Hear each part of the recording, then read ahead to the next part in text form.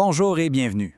Aujourd'hui, on s'attaque à un outil super puissant pour mettre des limites claires à n'importe quel projet, le diagramme CIPOC. On va voir ensemble comment s'en servir pour enfin reprendre le contrôle. On a tous déjà vécu ça, hein? Le projet qui s'étire, qui s'en mêle, qui semble ne jamais vouloir finir. Souvent, la raison est simple, les frontières sont complètement floues. Puis, sans limite claire, le projet devient une éponge qui absorbe tout le travail autour et on se retrouve à gérer les problèmes de tout le monde. Alors, voici le plan de match pour aujourd'hui. On va commencer par décortiquer le problème du projet sans fin. Ensuite, on verra comment le CIPOC nous aide à reprendre le contrôle, pourquoi il faut commencer par la fin, c'est quoi cette fameuse règle des 5 à 7, et comment tracer des frontières claires pour garantir le succès. OK, plongeons dans le vif du sujet. Le problème de fond, c'est que quand il n'y a pas de point de départ et de point d'arrivée bien définis, un projet aspire toutes les tâches qui passent. C'est ça, le fameux scope creep ou le dérapage de la portée. Le projet grossit et devient ingérable. Et voici l'outil qui va nous sauver, le CIPOC. Mais attention, ce n'est pas juste un autre diagramme à dessiner pour faire beau, c'est un outil stratégique. Pensez-y comme si vous bâtissiez une clôture autour de votre projet. Ça définit très clairement ce qui est dedans et ce qui est dehors. Utiliser un CIPOC, c'est vraiment une décision active de maîtriser la portée de son projet. C'est ce qui nous permet de passer d'un mode réactif, où on subit les demandes qui arrivent de partout, à un mode proactif, où c'est nous qui contrôlons les frontières du travail. Et là, attention, parce que c'est la plus grosse erreur que les gens font. Un CIPOC, ce n'est pas une procédure de travail détaillée avec une longue liste de tâches à cocher. Non, c'est une carte de haut niveau, une vue d'ensemble stratégique, c'est-à-dire ce que le processus fait, pas comment faire chaque petite étape. La première clé pour bâtir un CIPOC qui fonctionne, c'est de le construire à l'envers. Oui, à l'envers. On ne commence pas par les fournisseurs, mais bien par les clients. Ça peut sembler contre-intuitif, mais vous allez voir, c'est absolument essentiel. La logique est vraiment simple. En commençant par le client et ce qu'il attend de nous, on s'assure que chaque étape du processus est là pour créer de la valeur et pas juste pour garder le monde occupé.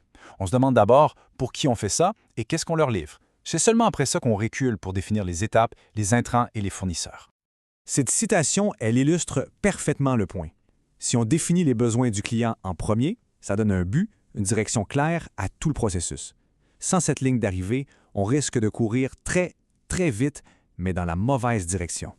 Un autre point super important, c'est d'éviter de se noyer dans les détails.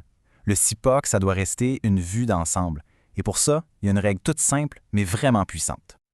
Et la voici, la colonne du milieu. Celle du processus ne devrait contenir que 5 à 7 étapes. Des étapes de haut niveau, bien sûr, pas plus. Si on en a plus que ça, c'est le signal d'alarme qu'on est en train de creuser trop profond ou que notre projet est trop large. Et ce n'est pas juste une suggestion en l'air, c'est vraiment une pratique exemplaire. Les experts sont tous d'accord. En se limitant à 4 à 7 étapes, on force la discussion à rester stratégique. Ça évite de tomber dans des niaiseries comme se connecter au système. Ça va dans une procédure, pas dans un CIPOC. On arrive maintenant au point qui fait toute la différence pour la responsabilisation, définir des points de transfert qui sont clairs comme de l'eau de roche. C'est ici qu'on construit notre fameuse clôture. Le point de départ et le point d'arrêt ne sont pas des options. Ils définissent précisément où la responsabilité de notre équipe commence et où elle se termine. C'est la ligne dans le sable qui empêche les autres départements de, comme on dit, pelleter leurs problèmes dans notre cours. En étant très précis sur ce qu'on reçoit en intrant et ce qu'on livre en extra, on crée des points de responsabilité qui ne laissent place à aucune interprétation. Si le fichier de prospect est de mauvaise qualité, le problème est chez le fournisseur. Si l'assemblage final est défectueux, là, le problème est dans notre processus. Définir la frontière, c'est définir la responsabilité. Et croyez-moi, ça sauve la grande majorité des chicanes de bureau. Alors, concluons. Comment est-ce que tout ça se traduit en succès concret? Parce qu'un CIPOC bien fait, ce n'est pas juste un exercice théorique, ça a des impacts bien réels sur le terrain. Pour résumer, un CIPOC clair apporte de la clarté sur la portée du projet. Cette clarté mène à une responsabilisation bien définie. Ça permet à l'équipe de se concentrer sur les étapes qui comptent vraiment, ce qui augmente l'efficacité. Et au bout du compte, un projet qui reste sur la bonne voie, c'est un projet qui réussit. Et ça nous amène à une question à se poser. En pensant à vos projets en ce moment, quelle est la frontière floue qui vous cause le plus de problèmes? Quelle est la première limite que vous devriez définir pour reprendre le contrôle? Juste y penser, c'est souvent le premier pas vers un projet beaucoup plus sain.